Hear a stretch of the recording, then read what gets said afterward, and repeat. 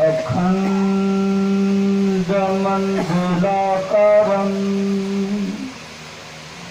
व्याप्तमयेन चराचरम्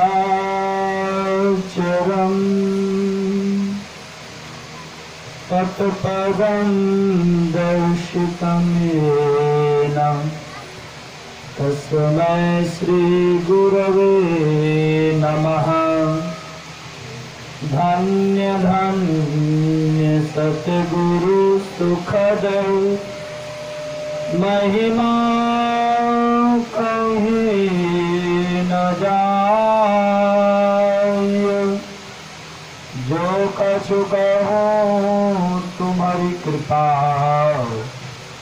मोते कछु न बसाय। मोते कछु न बसाय। सर्वक्षण स्मरणीय अनंत श्री विभूषित परम पूज्यपाद सद्गुरु महाराज के पावन श्री चरणों में कोटिशः नमन। मंचासीन वंदनीय साधु समाज के पाद पद्मों में कोटिशः नमन। पूज्य गुरुजन, इस सत्संग रूपी त्रिवेणी में स्नान करने वाले धर्म प्रेमी सज्जनों, धर्मशिला माताओं तथा भक्ति स्वरूपा बहनों, सबों को मेरा हार्दिक नमन है और निवेदन है। एक बार पुनः जय ध्वनि करें। श्री सद्गुरु महाराज की जय। अभी हम लोग श्री रामचरितमानस से पाठ श्रवण कर रहे थे। मर्यादा पुरुषोत्तम भगवान श्री राम और माता भक्तिन शबरी का संवाद। प्रत्येक प्रसंग में प्रभु श्री राम माता शबरी की कुटिया पर पहुंचे हुए हैं। कहा जाता है कि बरसों से आशा की बात को जो रही थी शबरी, क्योंकि उनके गुरु मातंग ऋषि ने कहा था कि बेटी तुम्हारे इस कुटिया पर भगवान श्री राम का पदार्पण होगा। कब? जब उनका अंत समय आने को था, जब शरीर त्यागने वाले थे, उसी समय मातंग ऋषि ने कहा था शबरी से कि शबरी तुम्हारे इस कुटिया पर भगवान का आगमन होगा। मैं आप लोगों से एक बात पूछना चाहूं, आपके घर कोई अतिथि आने वाले हों, किसी ने आपको यह जानकारी दी फलाना अतिथि आपके घर आने वाले हैं, तो आप उस अतिथि की प्रतीक्षा कितने दिनों तक करेंगे? 2 दिन, 4 दिन, 5 दिन, 10 दिन, 1 महीने, इससे भी ज्यादा नहीं। इससे ज्यादा प्रतीक्षा करने की बातें होगी तो मन में अविश्वास जागृत होगा। शायद कहने वाले लगता है कि झूठ बोल करके चले गए। लेकिन शबरी की गुरु भक्ति देखिए। मातंग ऋषि ने कहा कि बेटी तुम्हारे इस कुटिया पर भगवान का आगमन होगा। समय सीमा कुछ भी नहीं। कितने दिनों तक प्रतीक्षा करी? 1-2 वर्ष नहीं, 100-200 वर्ष नहीं, 1000-2000 वर्ष नहीं, बल्कि प्रसंग के अनुसार 14,000 वर्षों तक आशा की बात को जोने के बाद प्रभु श्री राम का शुभागमन हुआ माता शबरी की कुटिया पर। कहा जाता है कि बीच में अनेकों ऋषि मुनि महात्मागण माता शबरी की कुटिया पर आते थे। शबरी रोज अपनी कुटिया को साफ करती थी, झाड़ू बहाड़ू करती थी, फल फूल लाती थी। तो महात्मा जी लोग पूछते थे कि शबरी किनके लिए करती हो? तो शबरी एक ही बात कहती कि मेरे आराध्य देव, मेरे गुरुदेव ने कहा है कि मेरे इस कुटिया पर भगवान का आगमन होगा। महात्मा लोग कहते अच्छा, एक तुच्छ जाति की भिलनी उनके कुटिया पर भगवान का आगमन होगा? यहाँ तो अनेकों ऊंचे दर्जे के, ऊंची जाति के महात्मा रहते हैं, उनके कुटिया पर आगमन भगवान का नहीं होकर एक तुच्छ जाति की भिलनी के कुटिया पर भगवान का आगमन होगा। शबरी आत्मविश्वास के साथ कहती कि जरूर मेरे कुटिया पर भगवान श्री राम का आगमन होगा, क्योंकि ऐसा हमारे गुरु महाराज कह करके गए हैं। विचार करिए, जब भगवान श्री राम का आगमन हुआ तो किनके कुटिया पर? ऊंची जाति के महात्मा के कुटिया पर या तुच्छ जाति के भिलनी के कुटिया पर? तो आपका उत्तर आएगा कि तुच्छ जाति की भिलनी सबरी की कुटिया पर भगवान का आगमन हुआ। मैं तो कहता हूं कि जैसे सबरी ने अपने गुरु पर विश्वास की, गुरु की आज्ञा का पालन की, आदेश उपदेश के अंदर रही, तो उनके कुटिया पर भगवान का आगमन हुआ। यदि हम गुरु भक्त या गुरु भक्ति गुरु महाराज की आज्ञा का पालन करते रहेंगे, गुरु के आदेश उपदेश का पालन करते रहेंगे, तो कुटिया पर कौन कहे ये हृदय रूपी कुटिया पर भगवान का आगमन होगा, इसमें कहीं संदेह नहीं। महाराज की सबसे पहली बात, सबरी के पावन प्रसंग से हम लोगों को सीख लेनी चाहिए कि गुरु के प्रति पूर्ण श्रद्धा, पूर्ण समर्पण, पूर्ण विश्वास, क्योंकि जब तक पूर्ण विश्वास नहीं होगा तब तक भक्ति के पथ पर आप आगे नहीं बढ़ सकते हैं। संतों ने कहा बिनु विश्वास भक्ति नहीं, जही बिनु द्रवही न राम। जब तक विश्वास नहीं तो भक्ति नहीं, और जब तक भक्ति नहीं तो राम की कृपा नहीं, और जब तक राम की कृपा नहीं होगी तब तक जीवन का कल्याण संभव हरगिज नहीं है। गोस्वामी जी ने कहा कि बारी मत है घृत होई बरु, सिकता ते बरु ते। बारी कहते हैं पानी को, पानी को मथने से घी हो जाए और बालू को पेरने से तेल निकल जाए। हमारे यहाँ खगड़िया जिला में तो ऐसा नहीं होता है, शायद आपके यहाँ पटना जिला में होता हो। पानी को मथने से अब तक मैंने नहीं सुना है कि घी निकला है, और बालू को, सिकता को पेरने से तेल निकला है। गोस्वामी जी ने कहा ये अनहोनी कार्य होनी में बदल जाए तो बदल जाए, लेकिन जब तक ईश्वर की भक्ति नहीं करेंगे तो दुख का अंत नहीं होगा। एक उदाहरण नहीं, गोस्वामी जी ने तो कहा कि बांझ का बेटा किसी को मार डाले, बिना आधार का आकाश में फूल फूल जाए, कछुए के पीठ पर बाल जमा जाए, खरे के माथे पर सींग हो जाए, ये सब अनहोनी बात है। ये सब अनहोनी होनी में बदल जाए तो बदल जाए, लेकिन बिना ईश्वर की भक्ति किए दुख का अंत संभव नहीं है। गोस्वामी जी ने एक जगह रामचरितमानस में लिखा, राकापति खोडस उगई तारा गण समुदाय, सकल गिर जब लाइए बिनु रवि रात न जाए। रात्रि के समय में एक पूर्ण चांद का उदय होता है तो मोटे अक्षर वाली पुस्तक को हम लोग आसानी से पढ़ लेते हैं। गोस्वामी जी ने कहा एक चांद को कौन कहे, 16 कलाओं से युक्त 16 चंद्रमा का उदय एक ही आकाश में हो जाए, तारे झुंड के झुंड उदित हो जाएं, जंगल पहाड़ में आग लगा दी जाए और रोशनी बढ़ेगी। उस समय मुझे लगता है कि गोस्वामी तुलसीदास जी महाराज के समय में इलेक्ट्रॉनिक उपकरण के द्वारा प्रकाश फैलाने की व्यवस्था नहीं होगी। मैं अपने तरफ से कहता हूं कि जितने इलेक्ट्रॉनिक उपकरण हैं, उन इलेक्ट्रॉनिक उपकरणों के द्वारा प्रकाश फैला दिया जाए तो और भी रोशनी होगी। तो क्या आप कह सकते हैं कि रात्रि चली गई दिन हो गया? नहीं कहेंगे। इतना जरूर कहेंगे बहुत रोशनी हुई, बहुत प्रकाश हुआ, लेकिन ये कभी आप नहीं कहेंगे कि अब रात्रि चली गई दिन हो गया। दिन होना तो तब समझा जाता है जब सूर्य का उदय होता है। ठीक उसी तरह महापुरुषों ने कहा दुख रूपी रात्रि को मिटाने के लिए संसार के लाखों उपाय कर लीजिए।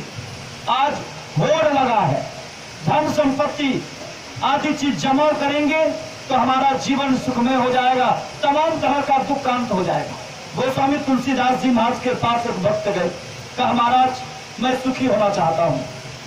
तो गोस्वामी जी ने कहा क्या मदद करूं? उस भक्त ने कहा महाराज मैं धनहीन हूं, धनवान बना दीजिए। तो गोस्वामी जी ने कहा क्या धनवान बनने पर आप सुखी हो जाएंगे? उस भक्त ने कहा महाराज सचमुच में मैं सुखी हो जाऊंगा। गोस्वामी जी ने कहा धनवान से जाकर पूछिए क्या वे सुखी हैं? धनवान के पास गए तो उन्होंने कहा सुख हमको नहीं है, सुख राजा को है। राजा के पास जब गए तो उन्होंने कहा सुख हमको नहीं है, चक्रवर्ती सुखी है जो मेरे ऊपर शासन करता है। चक्रवर्ती के पास गए तो उन्होंने कहा हमको सुख नहीं है, सुख इंद्र को सुखी है। इंद्र के पास जब गए तो उन्होंने कहा हमको नहीं, चतुरानंद अर्थात ब्रह्मा जी को सुख है।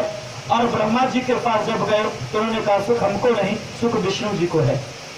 धनहीन कहे धनवान सुखी, धनवान कहे सुख राजा को भारी, राजा कहे चक्रवर्ती सुखी, चक्रवर्ती कहे सुख इंद्र को भारी।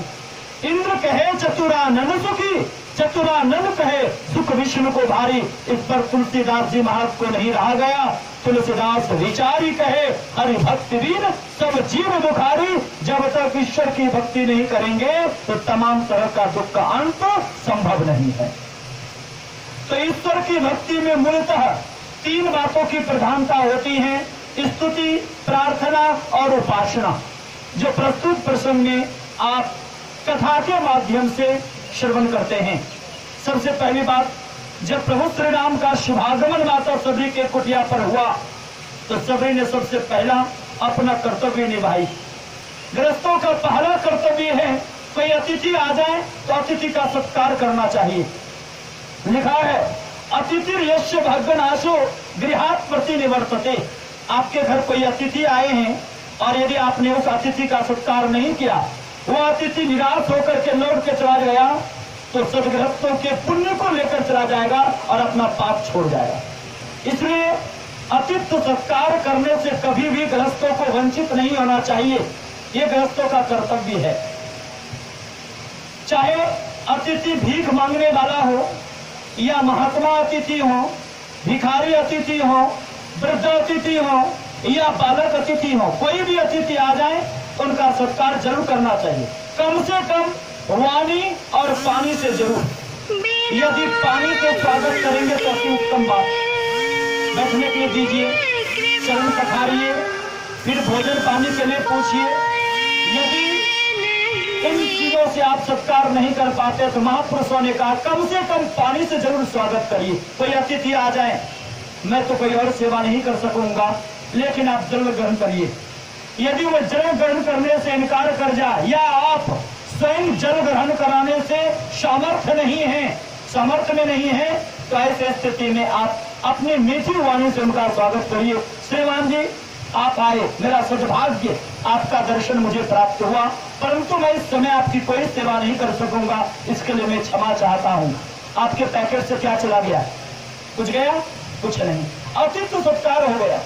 सबरी ने यही अतिथि सत्कार धर्म निभाई। सबसे पहले जैसे ही भगवान आए तो बैठने के लिए दी, फिर चरण पखारी। संत महापुरुषों का चरण जरूर पखारना चाहिए, ऐसे हमारे यहाँ की प्राचीन प्रथा है। सबसे पहले सभी ने चरण पखारी, फिर प्रणाम निवेदित की। आज विडंबना है समाज का कि लोग प्रणाम करने के लिए भी भूल रहे हैं। लोग प्रणाम भी करते थे, एक हाथ से प्रणाम करते, साइलेंट मार्ग प्रणाम। और यदि प्रणाम करने की झुकने की बारी आ जाए ना तो व्यक्ति को घमंड झुकने नहीं देता।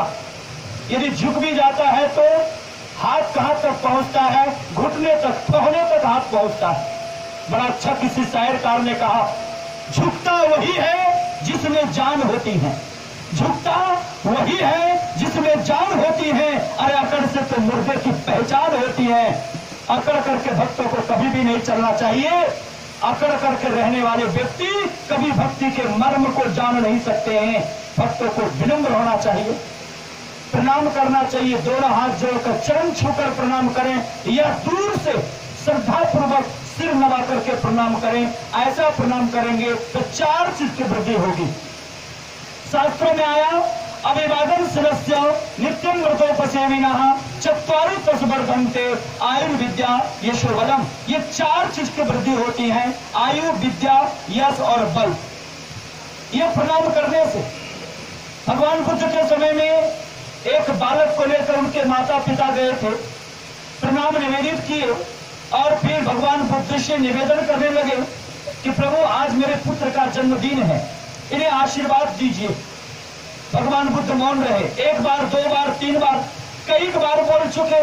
तब भगवान बुद्ध ने कहा मैं बहरा नहीं हूं, सुनता हूं। इस बच्चे को क्या आशीर्वाद दूं? इस बच्चे की आयु मात्र 5 दिन शेष रह गया है। इसे दीर्घायु होने का आशीर्वाद दूं, कीर्तिमान बनने का आशीर्वाद दूं, धनवान बनने का आशीर्वाद दूं या गुणवान बनने का आशीर्वाद दूं? कैसा आशीर्वाद दूं? इतना जो सुनना था, दोनों दंपति भगवान बुद्ध के चरणों में गिर करके रोने लग गए। संत दयालु होते हैं, दया हुआई।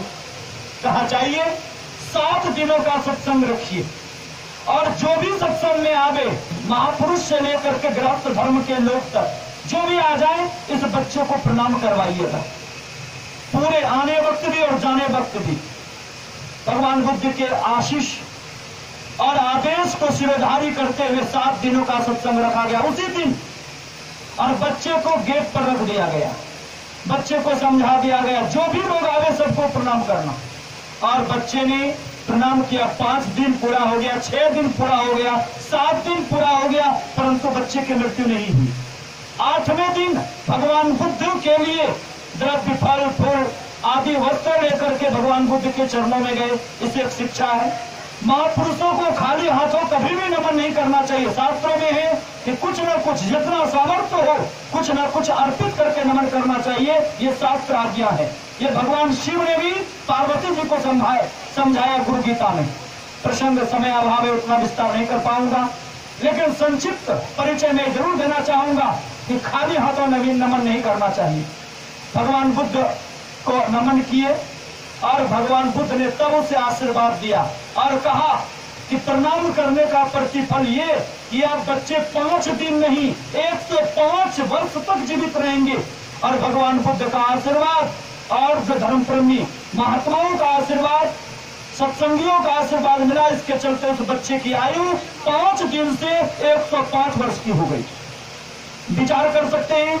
इसलिए प्रणाम करवावे, बच्चों को खास करके स्वयं अपने प्रणाम करें। आजकल लोग बच्चों को कहते हैं प्रणाम करने के लिए, माता पिता स्वयं नहीं झुकते और बच्चों को कहते हैं प्रणाम करने के लिए। मैं तो कहता हूं कि बच्चे के सामने गुरुजनों को आप नमन करें तो आपको देखते ही बच्चे स्वाभाविक नमन करेंगे, और नमन करेंगे तो 4 चीज की वृद्धि होगी।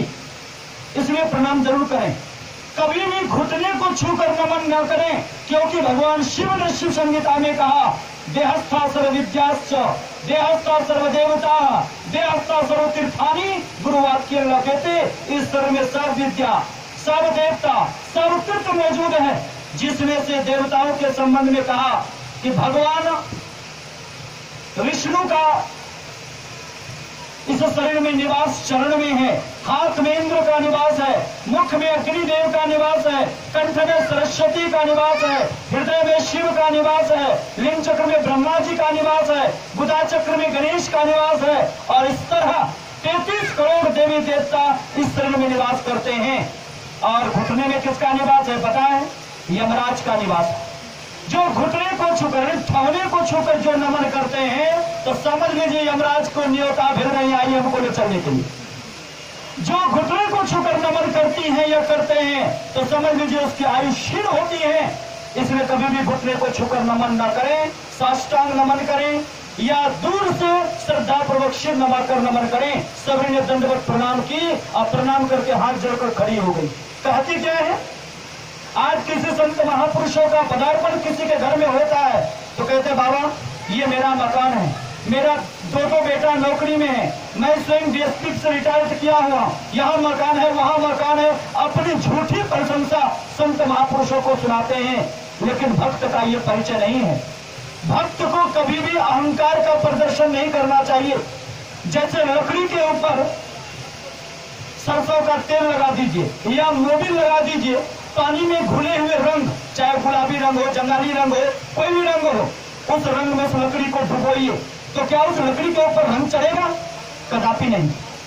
ठीक उसी तरह जैसे तेल की काई लगे रहने पर लकड़ी के ऊपर रंग नहीं चढ़ता, उसी तरह भक्ति करने वाले भक्त के ऊपर यदि अहंकार की काई चढ़ी रहेगी तो उसके अंदर भक्ति का रंग कदापि नहीं चढ़ सकता है।